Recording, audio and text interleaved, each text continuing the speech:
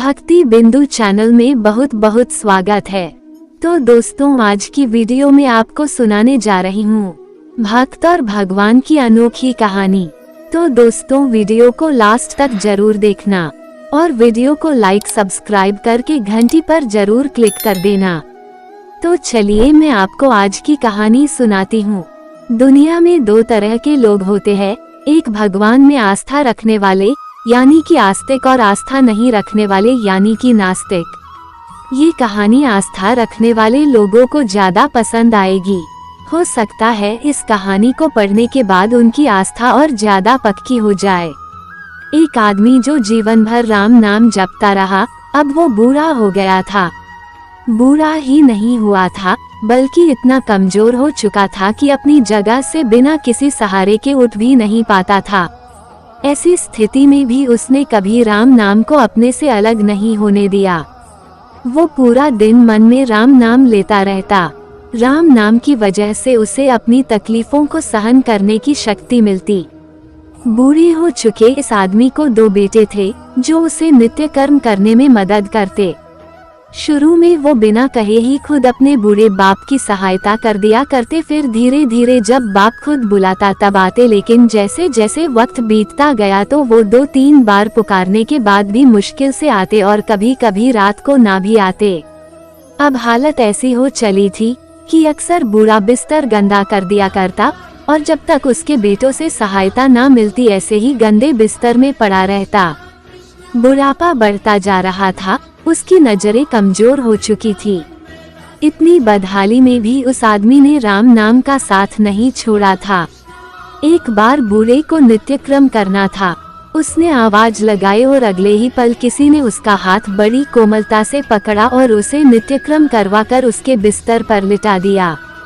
यह अब रोजाना होने लगा। जब भी बूढ़ा आवाज देता अगले ही पल उसकी मदद करने के लिए कोई आता और उसे उसके सारे काम कराकर वहां से चला जाता। नजर कमजोर हो चुकी थी, देखकर बूढ़ा उसे पहचान नहीं पाता था, लेकिन बूढ़ा जानता था कि ये उसके बेटे नहीं हो सकते और वह स्पर्श भी उनके बेटों का नहीं था। एक दिन जब बूढ़े आदमी ने अपने नित्य क्रिया करने के लिए अपने बेटों से मदद मांगी तब अगले ही पल उसे फिर से वही मुलायम वाला स्पर्श महसूस हुआ। सारा काम खत्म करने के बाद बूढ़े आदमी ने उस व्यक्ति का हाथ पकड़ लिया और उससे पूछा, सच सच बताओ, आखिर तुम हो कौन? तुम मेरे बेटे तो नहीं हो सकते। बूढ़े के सवाल के साथ उसके कमरे में बहुत तेज रोशनी हुई और प्रभु ने अपने दिव्य अवतार में वहां पर दर्शन दिए। किसी भी वस्तु को बड़ी मुश्किल से देख पाता था, वही बूढ़ा भगवान के दिव्य रूप को स्पष्ट रूप से देखने में समर्थ हो गया। जिस भगवान का नाम वह पूरा जीवन लेता रहा, उसे अपने पास पाकर बूढ़ा उनके चरणों में गिर पड़ा और बोला, भगवान मैं धन्य हो गया जो आपने मुझे साक्षात दर्शन दिए। लेकिन भगवान मैं बहुत शर्मिंदा हूँ क्योंकि मैंने आपसे मेरे नित्यक्रम करवाए। भगवान ने कहा, मेरे लिए सारे काम एक जैसे हैं, अगर वो काम मुझे अपने भक्तों के लिए करना पड़े तो मुझे सभी कामों में खुशी मिलती है। बूढ़े ने हाथ जोड़ते हुए भगवान से कहा, लेकिन भगवान आप ये सब करने के बजाय मुझे मुक्ति क्यों नहीं कर देते? क्या आपके दर्शन मात्र से मेरी मुक्ति संभव नहीं है? ये सब प्रारब्ध की वजह से है। तुम्हारा प्रारब्ध बहुत कठिन है। अगर मंद होता तो मेरे दर्शन मात्र से तुम मुक्त हो जाते।